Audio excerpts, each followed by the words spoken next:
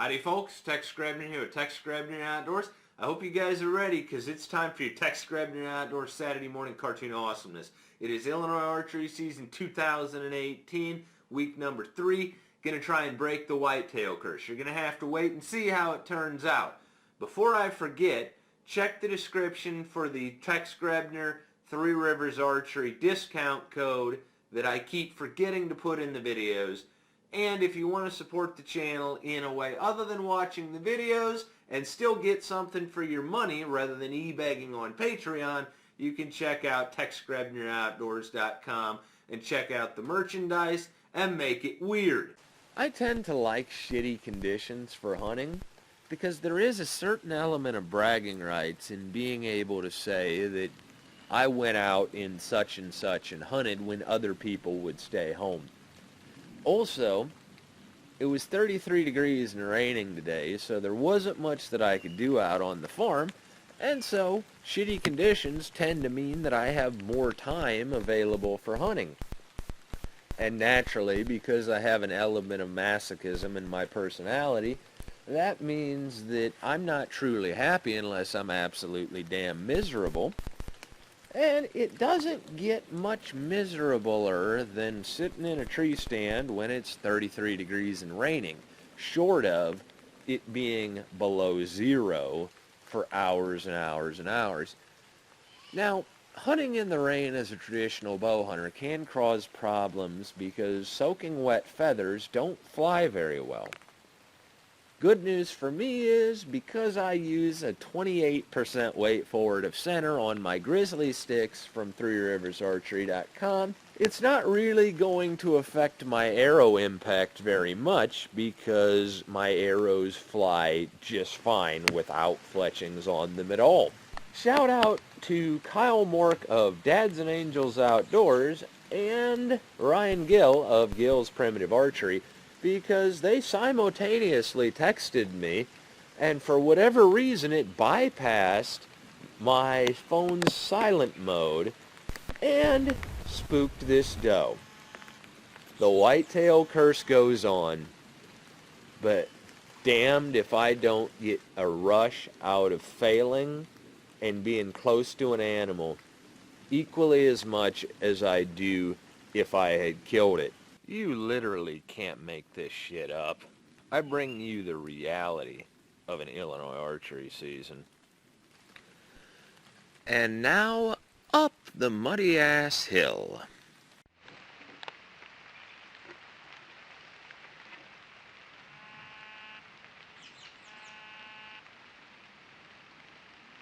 As much as I dislike waking up super early in the morning, I do love being in the woods well before dawn, because in that darkness, that's where a hunter's dreams can live. Now, I admit I've probably said that 100 times over the years in my hunting stories, but it's true. And you get up for a morning hunt, you're super excited, you're super keyed up, you're super tensed up, you get into your stand, and you sit, and you sit, and you sit. And maybe I'm just a terrible hunter, but after a few hours of that, because it's cold, a tree stand is not particularly comfortable because I can't afford the expensive, comfortable stands.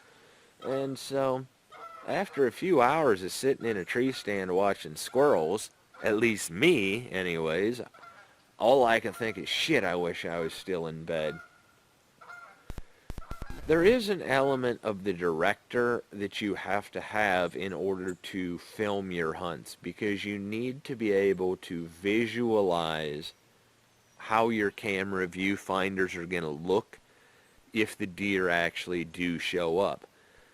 You have to have a reasonable degree of predictability in the unpredictable of how you need to position your stands and how your cameras need to be positioned on your stands for ease of filming.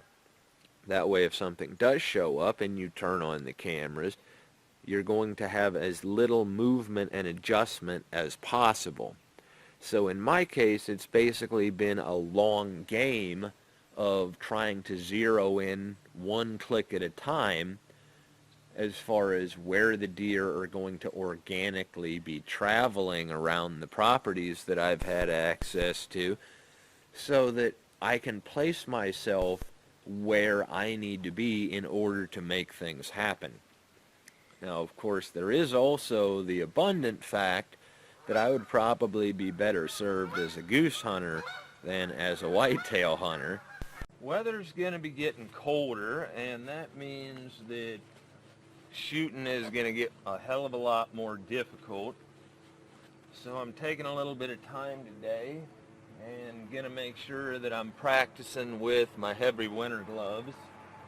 Now, I've had a lot of technical gloves in my time of traditional bow hunting, and the truth is I've come back to the Wells Lamont mule style insulated leather gloves for traditional archery.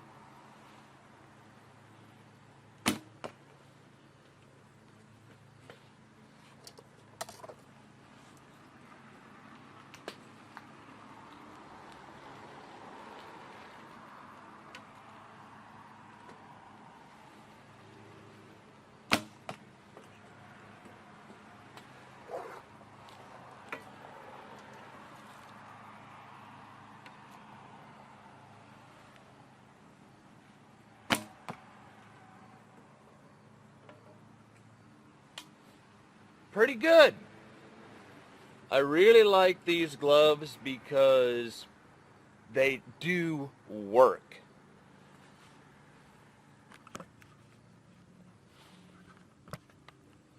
There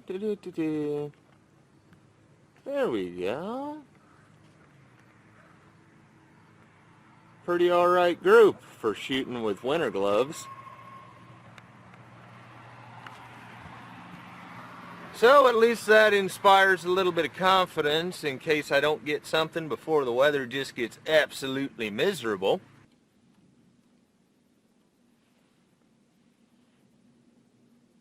It was the kind of day that all Midwestern whitetail hunters dream about. Mid-October, cool, good weather, everything's beautiful and green, and it's not miserable to be out yet.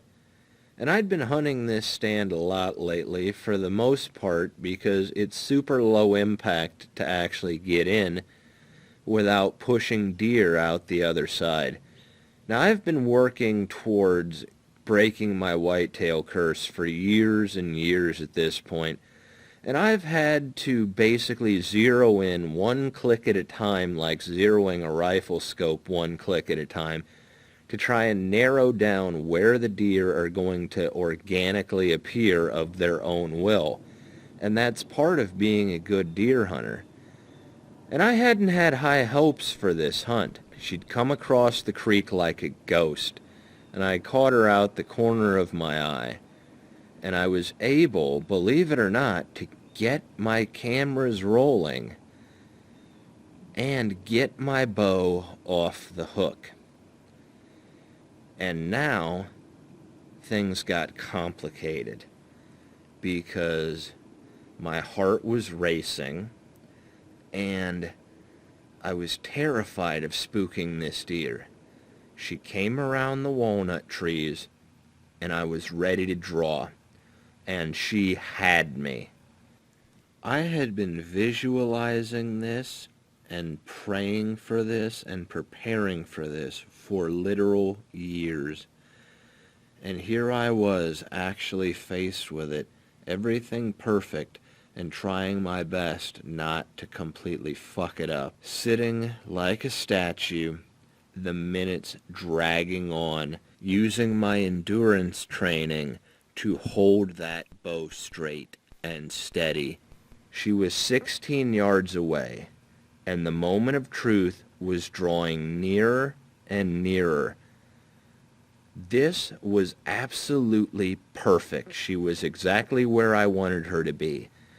I was shaking so badly as I drew my bow, not necessarily from buck fever, but from holding the pose for so long. I picked a spot and let fly.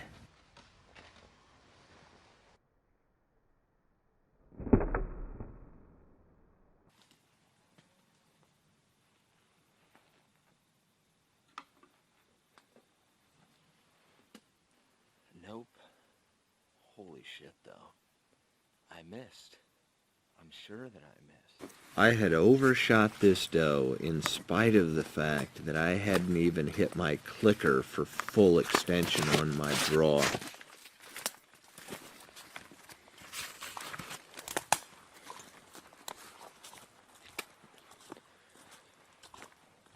Well, that's embarrassing.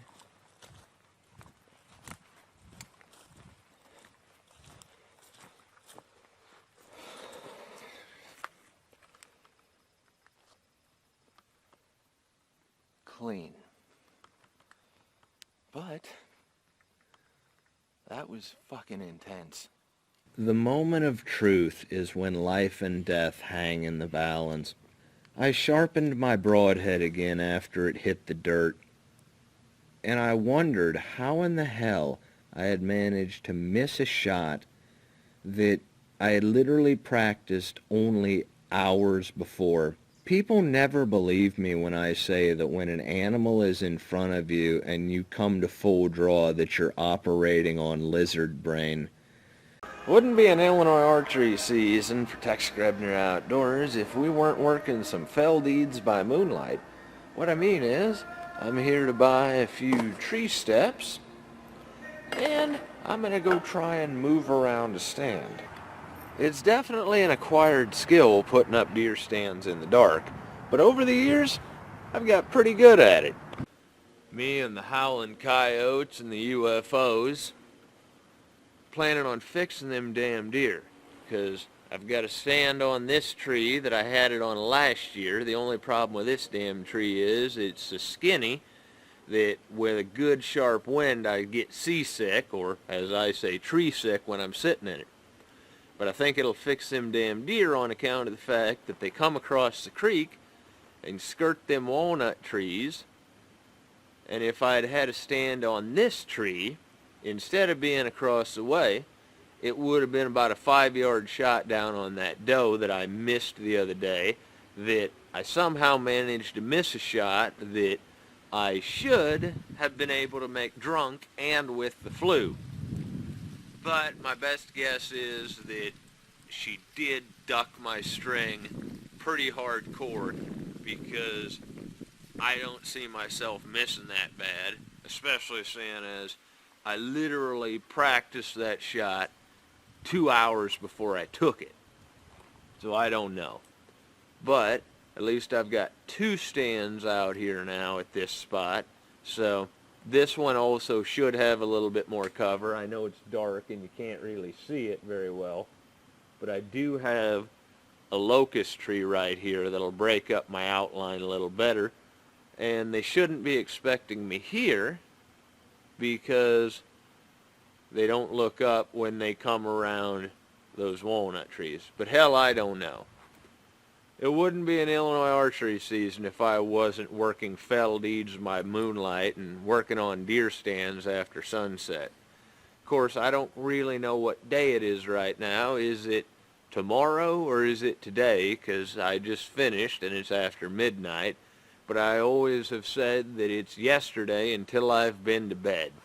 As you would imagine, it is mighty hard to film putting up a deer stand as it is, let alone trying to film putting up a deer stand after dark. But as you can see, I managed it, tree screws and all. Spoiler alert! Wile E. Coyote is my spirit animal, it seems. And life ain't like the pornos, hunting ain't like the TV shows. I bring you the reality of an Illinois archery season, the way that it goes down. I'm not crazy about the fact that I missed, but I am at least happy that it was a clean miss, and I spend so much time preparing for the moment of truth that when it's finally there, let's face it, I'm famous for saying, amongst other things, everybody's a badass in their own backyard. You literally watched me shoot a group that was outstanding in the backyard literally hours before I missed that doe. So I'm not crazy about the fact that I missed.